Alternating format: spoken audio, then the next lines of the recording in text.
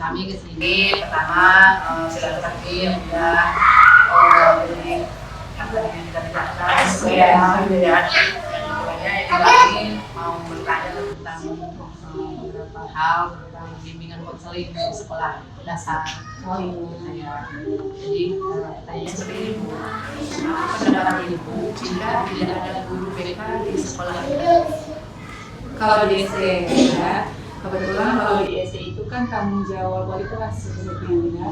Jadi ketika ada kendala, ketika ada masalah atau keluhan dari siswa, itu langsung datangnya ke wali kelas. Dan wali kelas yang langsung handle atau langsung turun tangan gitu. Kalau di SD kecuali kelas mungkin ya, jadi ada khusus.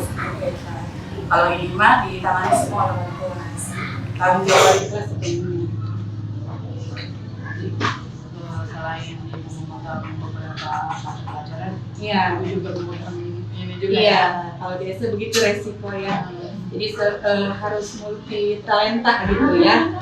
Jadi harus jadi, iya, harus jadi orang tua, juga harus jadi guru BK, juga harus jadi guru matematika, IPA, kecuali mungkin untuk guru agama dan PJOK itu terpisah.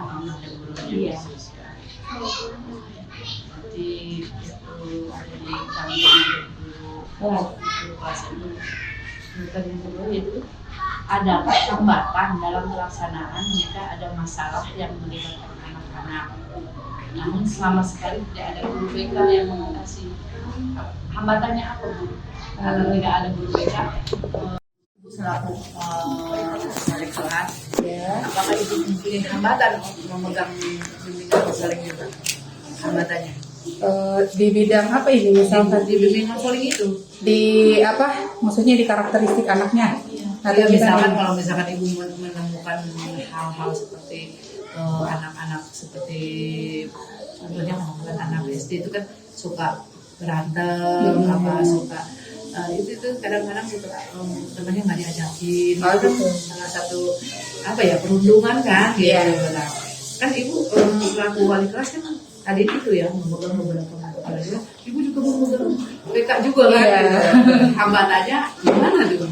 Hambatannya ya, kalau untuk hambatan mungkin karena siswa kelas 2 masih pada ini ya, artinya ke kita itu sebagai guru menganggapnya orang tua.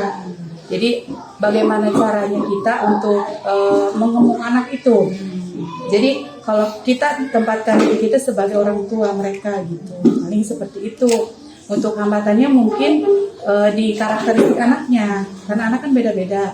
Kadang ada yang dia itu misalkan di rumahnya tidak suka ini, tidak suka itu, atau misalkan Bu dia paling kita konsultasinya dengan orang tua. Kita panggil orang tua tersebut, bagaimana kelemahan dan kelebihan dia. Nah di situ baru kita masuk ke dunianya. Itu paling hambatannya seperti itu, kita langsung berhubungan dengan orang tuanya. Yang selanjutnya, menurut Ibu, apakah penting guru BK ada di sekolah dasar? Guru BK sebetulnya kalau di SD itu kan kita harus belajar didaktik, metodik ya, dan psikomotorik. Jadi kalau di pembelajaran itu ada PAIKEM, jadi semuanya itu dipelajari oleh wali kelas gitu. Kalau misalkan diperuntukkan ada, mungkin bisa jadi boleh diadakan, tapi juga kadang bisa kita kita handle sendiri karena tadi itu karena untuk anak usia sendiri kan masih kita arahkan gitu.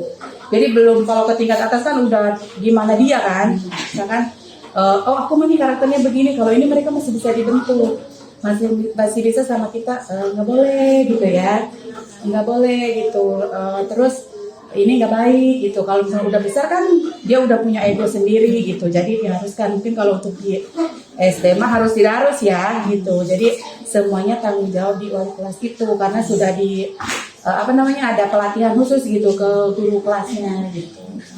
Tapi kalau misalkan di suatu saat nanti atau ke depannya gitu, apakah perlu guru BK di SD itu?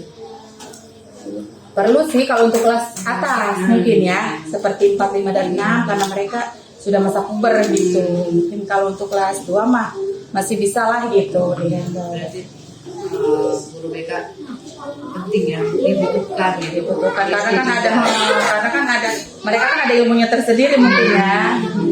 Iya, kadang-kadang kan kalau misalkan di kota ya, kalau misalkan di kampung mah mungkin sedikit ya kasus yang ditemui. Kalau di kota kan kadang-kadang suka ada keluarga yang berkonflik gitu ya. Jadi anak-anaknya juga ke sekolah tuh seperti apa ya mereka itu. Jadi mereka tuh butuh gitu, butuh selain apa namanya, karena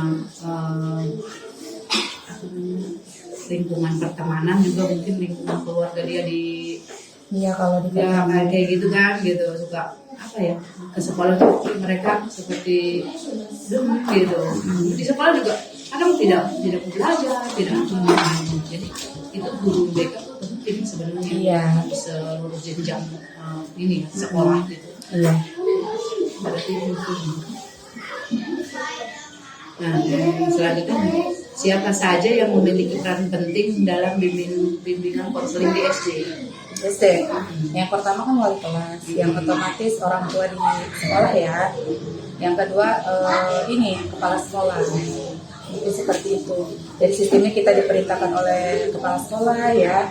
Kalau misalnya kita sudah tidak mampu atau tidak bisa ditangani, baru kita ke kepala sekolah. Jadi setelah dari wali kelas naik ke kepala sekolah. Selanjutnya itu bagaimana peran seorang guru kelas menjalankan peran kalau sebagai guru BK? Perannya, maksudnya peran gimana guru kelas? Ibu kan guru kelas, tapi ibu juga harus berperan sebagai guru bimbingan konseling. Kalau menurut saya untuk jadi guru BK itu otomatis ya, maksudnya otodidak jadinya ya. Jadi ketika ada permasalahan, otomatis kita mau nggak mau harus bisa jadi guru BK, walaupun misalkan pada dasarnya kita tidak mempelajari ilmu tersebut gitu ya. Tapi pada saat seperti kondisi seperti itu, kita harusnya menjadi guru BK. Mau tidak mau dan harus bisa gitu. Kalau untuk guru SD mah Bu, karena itu adalah tuntutan gitu. Terakhir yaitu apakah penting ilmu BK dikuasai oleh calon guru? Penting sekali. Penting sekali karena kalau misalnya kita tidak memiliki ilmu bimbingan konseling, nanti kita tidak bisa membentuk karakter anak gitu. Yang nantinya akan menjadi bekal mereka di masa depan. Dan kita nggak punya bekal. Iya kan, kalau guru kan seberat apapun masalah di rumah, kita harus tetap ceria, senyum di depan siswa.